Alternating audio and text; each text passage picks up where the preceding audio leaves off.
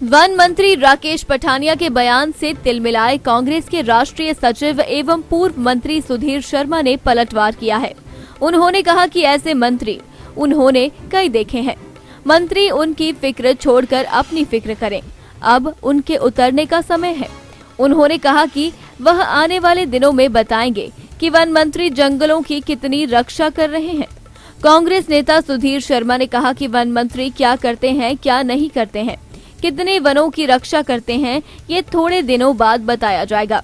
उनमें दम है तो वह सामने आकर बात करें।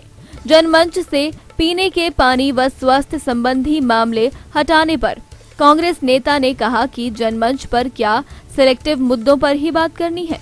उन्होंने कहा कि जनमंच में कई मंत्रियों को भाग दिया गया, कई मंत्री वहां लोगों से गाली गलौज करते हैं, यह तो मंत्रियों का स्तर रह गया है।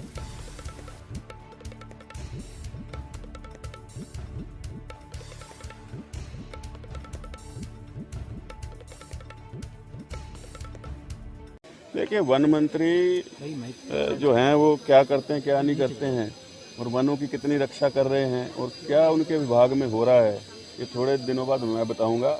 इतना ही उनमें दम है तो वो सामने आकर के बात करें। मैं ऐसे मंत्री मैंने कई देखे हैं। सुधीर जी, जनमंच को लेकर सरकार की एक नई नोटिफिकेशन आई, उसमें कहा है कि कुछ समस्याएं को नहीं उठा सकते हैं, जैसे स्वास्थ्य पानी जैसी समस्या, क्या कहें? तो फिर वो जनमंच किस चीज़ का है अगर उसमें सिलेक्टिव आपको बातें उठानी है?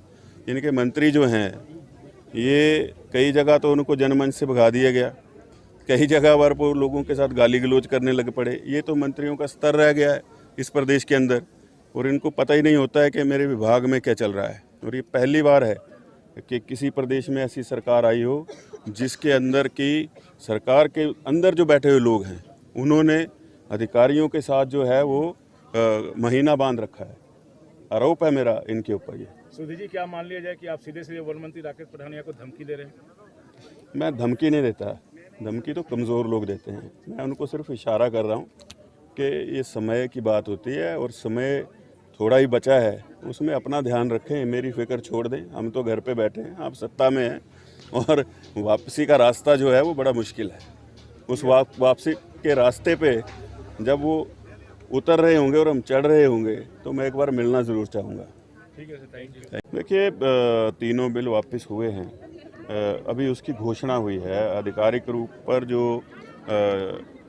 जो भी इस प्रकार से कोई कानून लाया जाता है उसको वापस लेने के लिए आपको फिर से उसको लोकसभा के जो पटल है उसके ऊपर रखना पड़ेगा, राज्यसभा में उसको ले जाना पड़ेगा, उसके बाद रिपील होगा वो, और उसके बाद पुनः आपने कहा कि दोबारा से लेकर के आएंगे तो दोबारा से होगा। तो जब तक ये सारी व्यवस्था हो नहीं जाती तो निसंदेह रूप से विपक्ष और जो भी राजनीतिक अन्य दल हैं उनके मन में संशय तो रहेगा ही, क्योंकि 1.5 साल तो आपने यहाँ तक आते आते लगा दिया है। अब आगे बढ़ते बढ़ते कितना समय लगाएंगे तो उसके ऊपर भी लोगों को शक है। लगभग 700 से ऊपर लोग जो हैं उनको किसान जो हैं वो शहीद हुए हैं इस दौरान, उनके ऊपर अभी तक कोई बात नहीं हुई। उनके परिवारों को क्या मुआवजा मिलेगा, क्या नहीं मिलेगा। और ये पहली बार हुआ है किसी प्रजातंत्र के अंदर पूरी दुनिया भर में कि इतना लंबा आंदोलन कोई चला हो और उसमें वहाँ के प्रधानमंत्री ने एक बार भी ये ज़रूरी नहीं समझा हो कि किसानों के साथ कोई बात की जाए। खुद अपने स्तर पर, मंत्रियों के स्तर पर बात हुई लेकिन उसका कोई परिणाम निकला नहीं। तो आज अगर ये वापस हुए हैं तो ये किसानों का जो निरंतर आंदोलन चल रहा था, कांग्रेस पार्टी पूरी तरह से इसके हक में थी कि ये बिल वापस हो। आज ये वापस हुए हैं। पूरे देश में किसान विजय दिवस के रूप में कांग्रेस पार्टी इसको मना रही है और किसानों के साथ अपनी जो है वो अपना समर्थन जता रही है। और आगे भी एक मजबूत विपक्ष की तरह अगर जो भी अधिनियम है इसको वापस नहीं लेते हैं तीनों को, और इसके साथ अगर कोई फिर से इस तरह की छेड़छाड़ होती है तो आंदोलन फिर से होगा। देखिए, अब जो धर्मशाला कांगड़ा ज़िला से रिलेटेड हमारे संबंध इश्यूज़ हैं, फॉरेस्ट में हमारा खुदराव का इशू जो है वो फॉरेस्ट से बहुत जुड़ा हुआ है, ज़िम्मेदार से जुड़ा हुआ है। उसके ऊपर 10 ईयर फेलिंग प्रोग्राम को रिड्यूस करके 5 ईयर पे लाने की हम बात कर रहे हैं। इसके अलावा सेंट्रल यूनिवर्सिटी का जो है केस, उसका फॉलोअप, उसके लिए मैं आज यहाँ पे आया था। इसके अलावा जो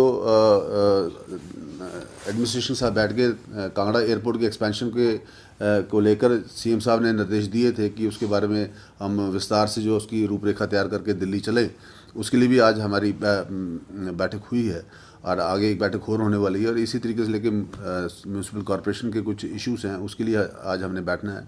विभिन्न इश्यूज़ हैं धर्मशाला और कांगड़ा ज़िला से रिलेटेड, हॉर्टिकल्चर से रिलेटेड बहुत से इश्यूज़ हैं जिसके बारे में हम नई प्रोग्राम जो है नई स्कीम्स आदरणीय मुख्यमंत्री जी के हाथ से आने वाले 1-1.5 महीने में लॉन्च करेंगे, जिससे किसान को व्यवसाय में एक बहुत बड़ा बूस्ट मिलेगा और एक छोटा ज़िम्मेदार अपने पैर पे खड़ा होगा और सरकारी नौकरी नहीं ढूंढेगा।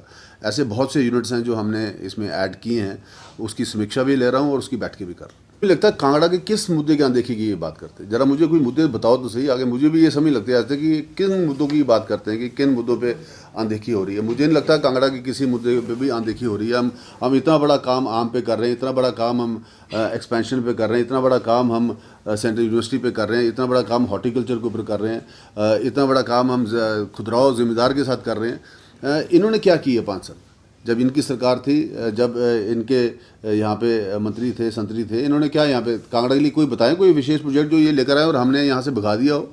ये केवल एक फोबिया बनाया गया है कि कांगड़ा की अनदेखी। मुझे समझ लगता है कि किस किस्म की अनदेखी की बात कर रहे हैं। सुधीर शर्मा की बात करें जिसने चुनाव लड़ने से मना कर दिए, जिसकी पार्टी की सरकार की यहाँ पे जमानत जब्त होगी, आप उस सुधीर शर्मा की बात कर रहे हैं। क्या ये ऑपोजिस्ट लोग हैं जो राइट मूवमेंट का इंतजार करते हैं, जो अपने पार्टी के और अपने संगठन के वफादार नहीं हुए? आपके वफादार कहाँ से होंगे? सुधीर पे मैं कोई कमेंट नहीं करना चाहता। दिव्य हिमाचल टीवी के लिए धर्मशाला से पवन शर्मा की रिपोर्ट।